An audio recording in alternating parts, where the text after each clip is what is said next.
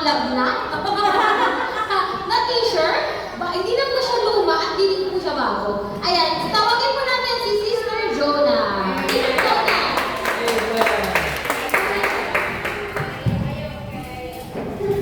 Okay na siya. Hello mga bata! Ready na ba kayo sa lesson natin for today? Sige nga, tingnan ko kung ready na. Kung ready na kayo, itaas ang kamay. Ready na ata. Isa pa. Itaas ang paa. Ito. Ilagay niyo yung kamay niyo sa bibig. Zip. Tapos niyo sa akin yung susi. Ayan, nasa akin na yung susi. So ngayon, ibig sabihin nito, makikinig kayo. Kasi hawak ko yung susi, hindi kayo makakapagsalita. Kapag nakaganto ako, ibig sabihin, hawak-hawak ko yung susi ng bibig nyo, kaya hindi kayo pwedeng mag-talk. Tapos makikinig lang kayo. Okay, practice na tayo. Tingnan ko. Ready na ba kayo? Ayan, hawak ko yung susi. Ganun lang. Tama lang. Isa pa. 1, 2, 3. Ready na ba kayo? No! Opo, yan. Kasi naka-open na. Yan. Dahil na parang ready na talaga kayo. Meron akong tatanong sa inyo. Ano kaya? Ang lesson natin for today is victory over temptation. Ano kaya ang story natin ngayong umagang to? Ayan. So, meron akong tanong sa inyo. Ano kayang mangyayari kapag may nagganto sa inyo? Hold up to! Huwag kayong gagalaw. Hold up. Walang gagalaw. Ayan. O, ikaw kunyari hostage. Ayan, hold up to. Meron akong hold up. Ikaw gagalaw. Dadalhin kita sa ibang bansa. Tapos, papaaralin kita doon. Magiging ano ka, scholar. Wow. Free scholarship. Tapos, di mo na alalahanin kung saan ka titira. Kasi titira ka sa bahay ng hari. Sa palasyo. Magiging para kang princess. Tapos, ang kakainin mo doon ay mga pagkain ng hari. Kunyari, ang mga kinakain mo pa lang ay mga corned beef. Hindi corned beef. Hindi rin century tuna. Hindi ganon. Hindi tilapia. Ang pagkain niyo doon, mga lobster. Mga buttered shrimp. Ganon. Ano yung mga pagkain niyo? Ngayon, hold up to. Hold up to. Ayan, ang tanong ko sa inyo, gusto niyo ba yun? Gusto ka? Papayag ka? Ay, hindi. Bakit? Ayaw na.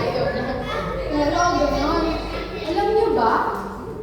Parang ganun yung nangyari sa story ni Daniel, ni Hananiah, Mishael, at Azariah. Ngayon, kailangan ko ng volunteers ng mga lalaki. Kailangan ko ng Daniel, Hananiah, Mishael, at Azariah. Sino mag-volunteer?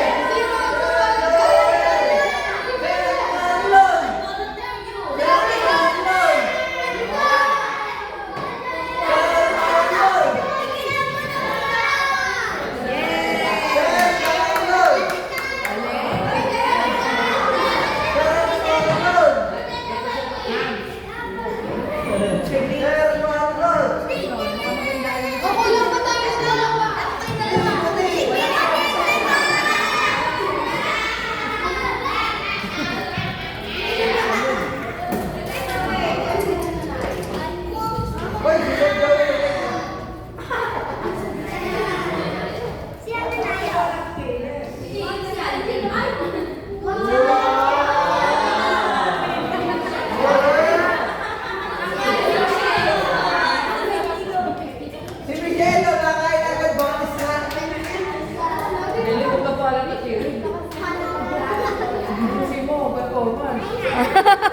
Performance level.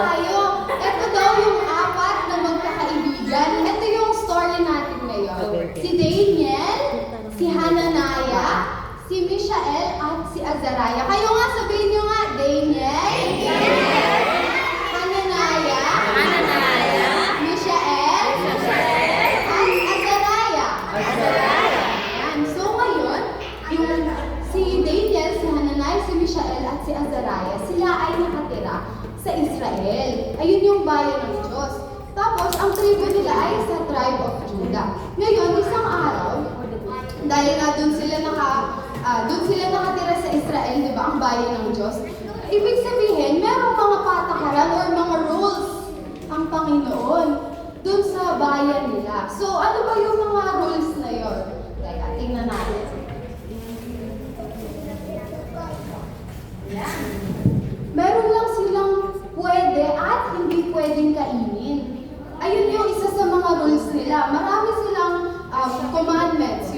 yung Panginoon, may binigay sa kanilang mga gagawin at mga hindi pwedeng gawin. Ngayon, ang isa doon sa mga yun, dahil sila ay mga Hudyo, si Daniel, si Hananiah, si Mishael, at si Azariah, ayan.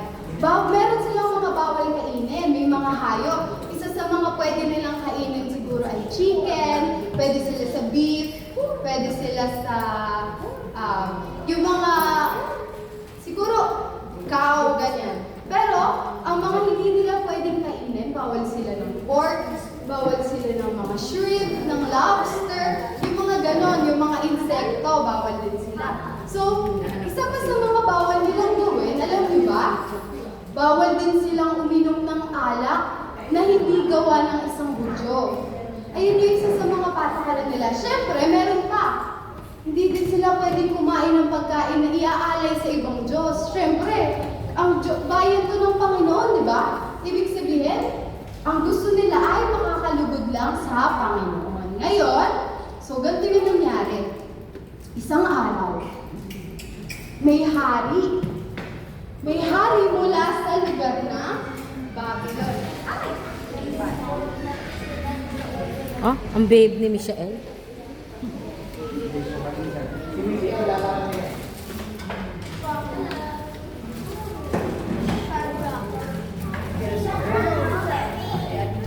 Yes, ma'am. Merong hari mula sa lugar ng Babylon. Ang pangalan niya ay King Nebuchadnezzar. Kayo nga, King Nebuchadnezzar. Isa pa. Nebuchadnezzar. 1, 2, 3, go. Nebuchadnezzar. Ayan, medyo mahirap siyang banggitin. Pero itong hari to, sa King Nebuchadnezzar, pumunta siya sa bayan nila. Tapos, ganun din nangyari. Parang, sinakop yung bansa nila. Ngayon, under na sila na, hindi na sa Israel, hindi na sa Judah, under na sila ng Babylon. Sabihin nyo nga, Babylon? Babylon. Under na sila ng Babylon. Ngayon, yung Babylon, isa yun sa pinakamayaman. Maraming ginto doon, sobrang yaman. Isa yun sa pinakamayaman at pinakamakapangyarihan na bansa ng panahon nila. Ngayon, sabi ni King Nebuchadnezzar sa kanyang, sa isang mga prinsipe or mga officers niya, ang pangalan ay si Ashpenaz. Ashpenaz. Yan, si Ashpenaz. Sabi niya kay Ashpenaz, maghanap ka, ang gusto mong gawin mo, punta ka doon sa mga nakuha niyo, sila. Yan, kunyari kayo, kasama kayo din yung mga Israelites. Pili kayo ng pinakamatalino, pinakamagaganda, at pinakagwapo. Tsaka, magaling daw sa science. Gusto niyo magaling sa science? Sino kayo dito magaling sa science? Meron ba? Meron. May mga mahuhusay sa science.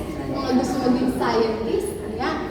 Tapos, mababait. Ulit. Mga pogi at magaganda, mababait, matatalino, wais, at magagaling sa science. Ang gagawin nila, papaaralin nila sa school, yung pinakamagandang school sa Babylon.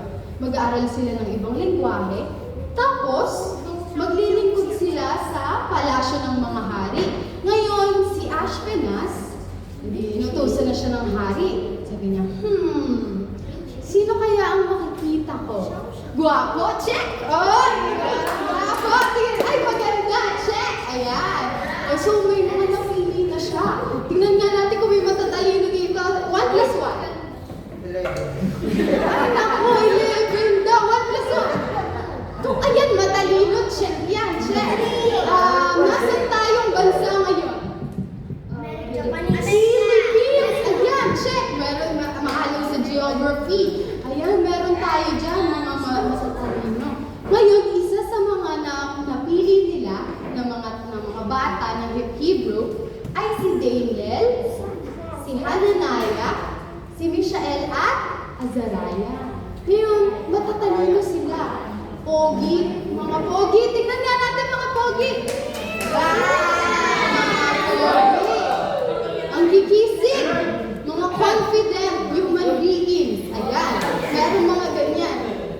So sila, si Daniel, si Hananiah, si Mishael at si Azariah ay pinapunta doon sa kaharian ng Babylon.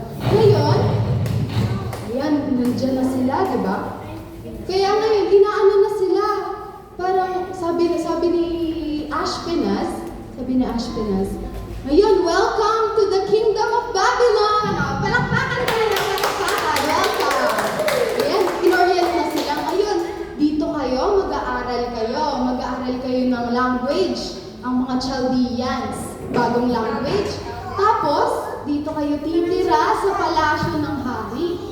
Pero ang gagawin nyo, makinig ka, Mishael, ayan, ang gagawin natin, para kayo ay lumusog at gumanda yung katawan nyo, kakain kayo ng pagkain ng mga hari. Oo, kakain kayo ng mga buttered shrimp, ng mga lobster, ayan. Ayun yung mga bagay na kakain namin sa'yo. Tapos, ayan, dahil alam ko na gutom na kayo, ngayon, food is served. Tingnan. Wow!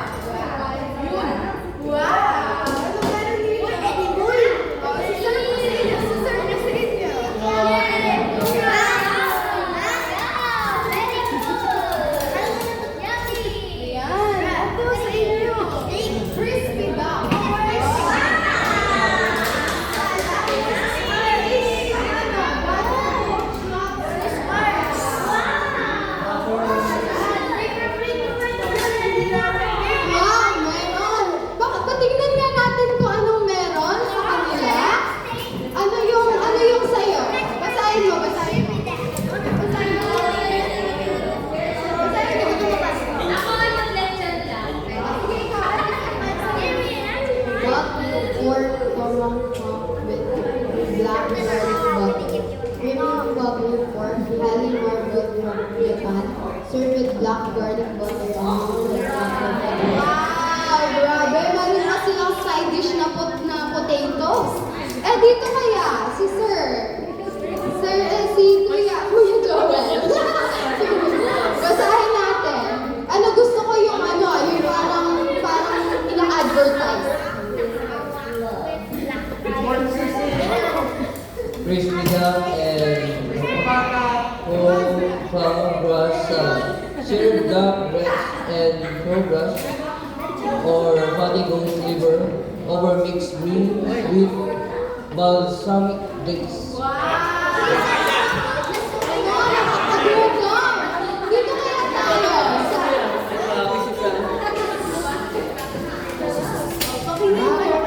Lobster with champion, while lobster tail, slow watch with braised waffle. Serve over creamy champagne. Sobrang sarap, di nyo maintindihan, no? Ayan, super sarap. Ngayon, di ba, sinerve na sa kanila. O, kunyari, kain kayo, sarap. Wow, sarap.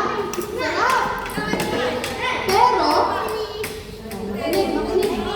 nung sinerve na kila Daniel, kay Hananiah, Mishael at Azariah, alam niyo nung sabi ni Daniel?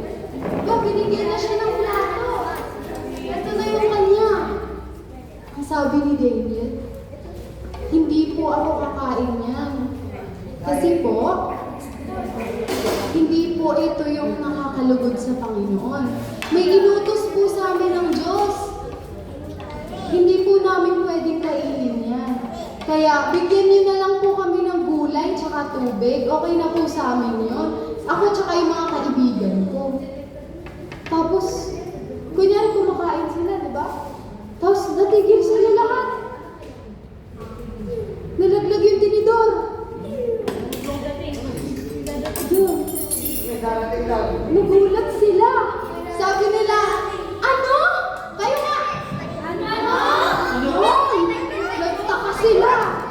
Bakit Daniel? Tapos nagulat din si Ashpenaz. Sabi ni Ashpenaz, bakit? Ano yun? Hindi pwedeng hindi ka kakain ng pagkain ng hari.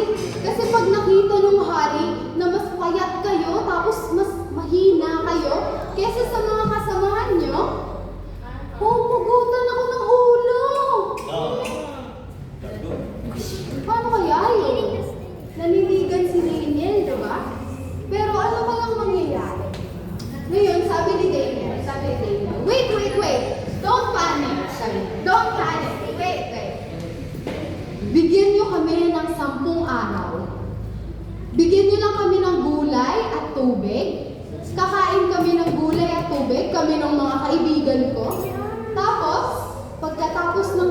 araw, tingnan natin kung sinong mas malulusog, sinong mas pogi, tsaka sinong mas matataba kaysa sa amin. Yan yung mga kumain ng meat or vegetables.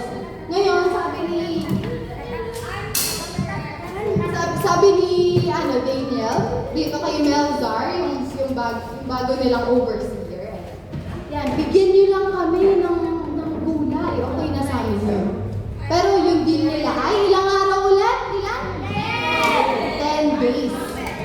Kaya sabi ni Melzar, sige, pagbibigyan ko 10 days. Pero kapag nakita ko na mas mahina kayo, kakainin nyo yung pagkain ng mga hari. Okay, so 10 days. So, sinerve sa kanila. Tingnan nga natin kung magagaling kumain ng mga gulay. Ito si Daniel, si Hadanaya, si Shael.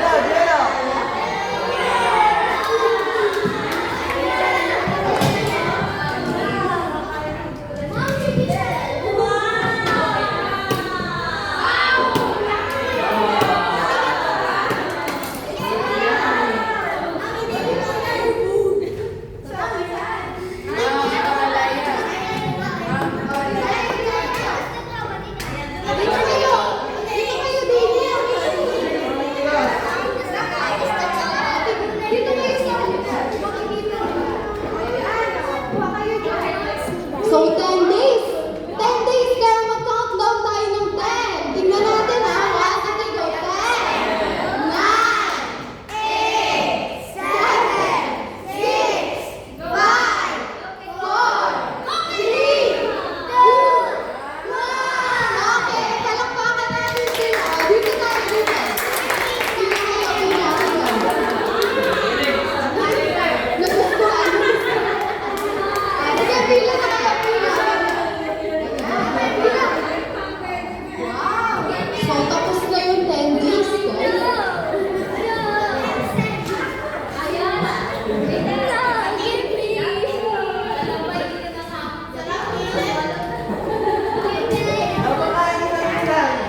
Yan, tapos na yung 10 days. Pagkatapos ng 10 days, humarap sila ngayon kay Melzar at Ashpenaz dun sa dalawang katulong ng hari. Tapos tinignan nila, mas malulusog ba? Mas pogi ba? Yes! Mas matitikas ba ang mga kumain ng gulay kaysa dun sa mga kumain ng mga mamahaling pagkain ng hari? Alam niyo nakita nila? Alam niyo yung nakita nila, sabi sa Bible? Yung apat na magkakaibigan, sila yung pinaka-fairer. Ibig sabihin, maganda yung kutis. Mamula-mula yung kutis nila, oh. O, nasa isa. Andito. Mamula ko. Ayan. Tapos sila ay mas malalakas. Mas magaganda yung katawan compared sa iba. Kaya sabi ni Melzar, tsaka ni Ashpenaz, okay, sige. Papayagan mo kayong kumain ng pagkain nire-request nyo. Gulay lang. Tapos sila, kakain sila ng pagkain ng hari. So, ano nangyari? After 3 years, ganun lang lagi ang kinakain nila. Sa tingin nyo ba, natutuwa kaya sila pag nakikita nila yung mga kasama nilang kumakain ng masasarap, tapos sila gulay? Ano kaya ang nararamdaman nila? Ano kaya? Masaya ka? Oo, masaya daw siya. Ayan, so, siguro hindi masyadong madali, no? Parang tatakamin ka ng mga kasama mo. Sarap! Ang sarap naman ito. Tapos ikaw, nakain mo carrots. Diba? Tapos umiinom ka tubig, ang mga friends mo, wine. Pero, sa tingin niyo, nakakalugod ba sa Panginoon yung ginawa nila? Nananindigan sila? Oo, ngayon, alam niyo ang nangyari. After 3 years, binigyan sila ng Panginoon ng sobrang taas, laking talino. Sobrang talino daw nila. Ang Panginoon ang nagbigay ng talino yun. Hindi naman galing sa prutas, tsaka sa gulay, di ba? Binigyan sila ng talino ng Panginoon. Isa din. Yan. Meron sabi sa kanila, pagtayo nila sa hari, after 3 years, nagulat yung hari kasi sa lahat ng tinanong niya, hindi lang 1 plus 1, hindi lang 2 plus 2. Kung ano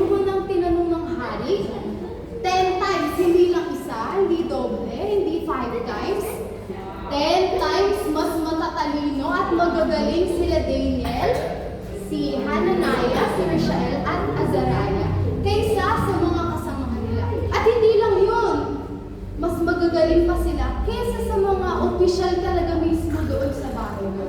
Sa buong Babylon, sila yung pinakamagagaling. At meron silang bagong pangalan, binigay nung si Daniel ay si Belteshazzar, si Hananiah ay si Shadrach, ayun.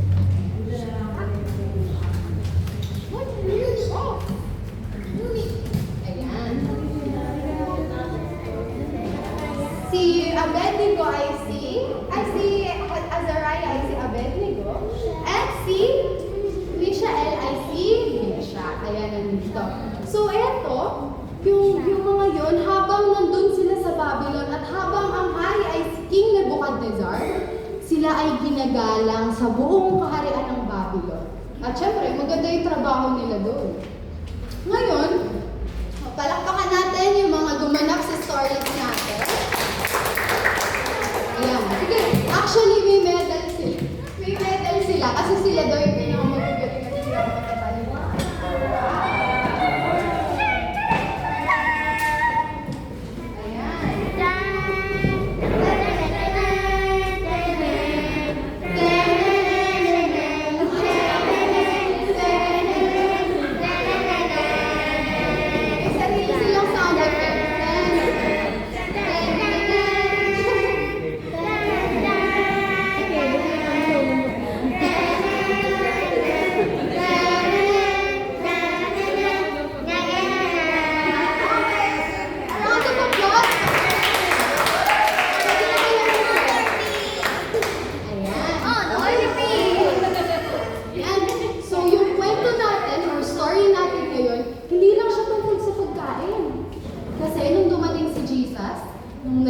Nandito na siya sa lupa, tinuro niya na hindi daw yung kinakain natin ang nagpaparumi sa atin, kundi yung lumalabas sa puso tsaka sa actions natin. So yung verse natin, alam ko memorize nyo na yung memory verse natin. Review lang natin ng onte. Hindi niyo masyadong kita pa kaya.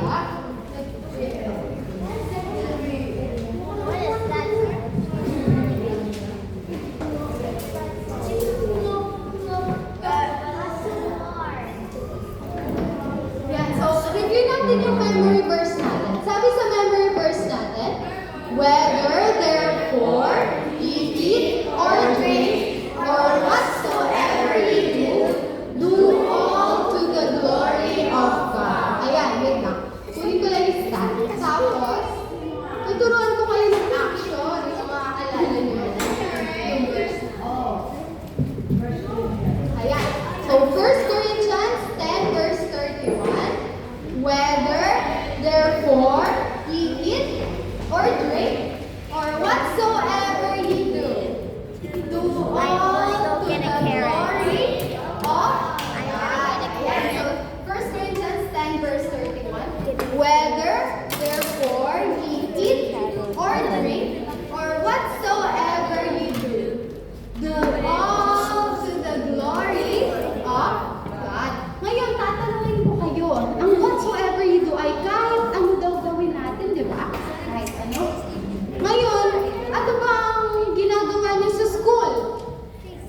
Reading. Reading. So, whether therefore ye drink or whatsoever ye do all to the glory of God. Anong ginagawa mo sa bahay? Natutulog. Pwede din? Sige. Gawin natin. Whether therefore ye eat or drink or whatsoever ye do all to the glory of God. Isa pa, sa church. Ano ginagawa natin sa church? Tumutugtog ng violin. Sige, try natin. Whether therefore ye eat or drink or whatsoever ye do all to the glory of God. Ayan. So, ito yung memory verse natin. And sana, kapag tayo, mga bata, merong mga pagsubok na dumating sa buhay natin, kaya din natin, katulad ni Daniel, tatayo tayo, sasabihin natin, hindi po. Kahit walang nakatingin sa akin, gagawin ko ang tama at gagawin ko kung ano ang makakalugod sa Panginoon. Ayan, so thank you for listening. Salamat sa oras and God bless you all. Yan, nangihingi na daw po ng salad yung iba nakikinig. Ayan, okay na. May natutunan po ba kayo sa day 1? Ayan, excited na ba kayo sa day 2? Mukhang kinakabahan po yung teacher natin ng day 2. Habang nag-iimus po si Teacher Jonah ng day 1, yan, paki-assist na po. Pakikain mo po yung carrots. Kala po kayo sa teacher ng day 1. Ayan, okay? So, sa ating din po, DPDS, bago po tayo mag-proceed, actually, ng day 2, sige, bigyan muna natin pakabahin yung teacher ng day 2. Ayan. Ayan. So, bibigyan po namin kayo ng colored papers. Ayan. So, ayan.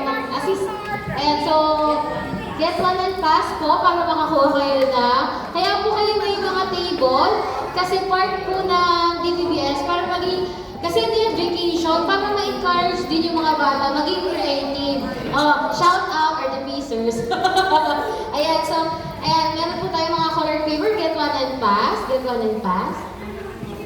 Ayan. So, sa day 2 po natin, so may nakikita na po kayong ano dyan. May isda. Nagkagawa po tayo ng craft today bago po mag-teacher, magturo po yung ating day 2. Ayan, medyo nagpe-prepare na. Hindi masyado obvious. Ang ating pong teacher sa day 2 ay si Teacher Grace. Pero bago muna, alam mo kabalo ka te. Mag-arts and crafts muna tayo for day 2. Yan. Yan na ba? In preparation, ayan, magbunot muna daw muna tayo ng raffle. Be sure, nakasulat mo ang inyong pangalan. Doon po sa akin, hindi kayo makakapunta ng lahat. Ayan po, ngayon, raffle po, sa unang pong raffle draw, courtesy of Ma'am Juliet. And the first name is Faith Halia. Andiyan po ba si Sister Faith?